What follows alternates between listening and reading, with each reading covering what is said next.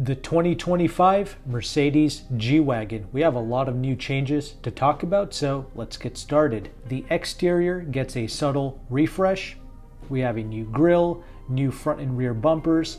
The A-pillars get a subtle change along with the spoiler. And all of these exterior changes are going to apply to both the G550 and the AMG G63. But don't worry, the vehicle, it still looks like a box. That has not changed. But all of these subtle tweaks have made the G-Wagon a little bit more aerodynamic. Moving on to the interior space, the overall looks pretty much remain the same. However, we do have new technology here and more standard features. So within the infotainment, you can see some more of your off-road information like steering angle, vehicle position, and the altitude. And we get a new 360 camera that has a feature called transparent hood.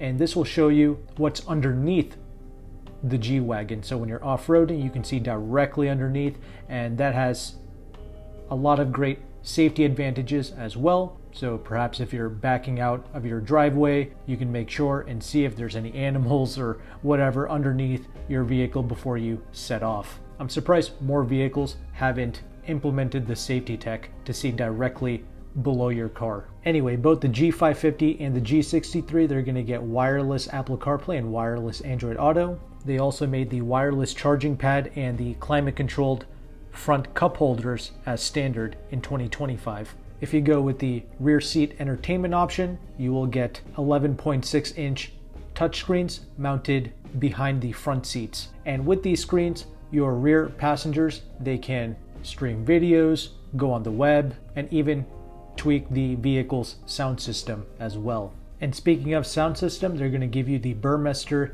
3D surround sound as standard for both the G550 and the G63. I believe on the new S-Classes they utilize the 4D sound system, but regardless, this should also sound epic, and I'm glad that they made it standard. And we have everyone's favorite ambient lighting throughout the interior. You got that. And something cool that they're doing for 2025 is they are expanding their custom manufacturer options. The G-Wagon, it's obviously one of their flagship products. I'm glad that they're giving customers more individuality in speccing out their vehicle. New paint colors to choose from, new interior trims, new leather options, and you have a variety of rear wheel covers as well. Now let's get into the important stuff like the drivetrain. So gone is the V8 for the G550. We are now going to get a turbo 3-liter inline-6 engine in the base G550, and it's going to produce 443 horsepower and 413 pounds-feet of torque. So compared to the 4-liter twin-turbo V8 that the G550 had before, this new inline-6 is going to give you 27 more horsepower. However, you're going to get 37 pounds-feet of torque less compared to the V8. For the G63, it's still going to utilize the twin-turbo V8, making 577 horsepower and 627 pounds-feet of torque. However, both of these engines, the straight 6 and the AMG V8, they're going to utilize a 48-volt mild hybrid system. The AMG G63s are also going to get an adaptive suspension system. This is going to be called AMG Active Ride Control. This is going to utilize hydraulic anti-roll bars and dampers to reduce body roll, which is great to see.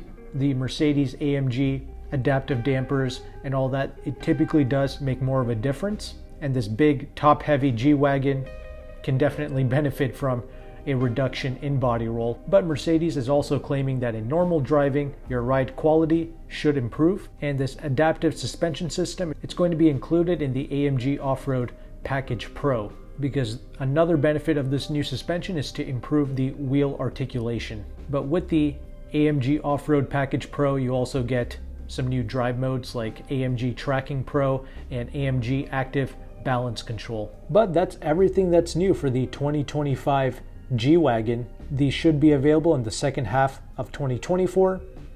We don't have the official pricing yet. However, the 2024 G-Wagons, it's going to start at $143,000 for the G550, and the G63 AMG is going to start at $179,000. Again, for 2024. We can expect the 2025s to cost more money because they are offering more standard equipment as well. But I did a nationwide search on Car Gurus, and there seems to be about 500 new G-Wagons for sale throughout the country, and they all seem to be selling at MSRP, even the G63. So I was shocked to see that. What happened to all the $300,000 AMG G-Wagons? I don't see any of those. Maybe if you actually physically go to the dealership that has these vehicles, they might charge a markup there. I'm not sure entirely what the current G-Wagon market is like. If you tried to buy one recently, let me know in the comment section.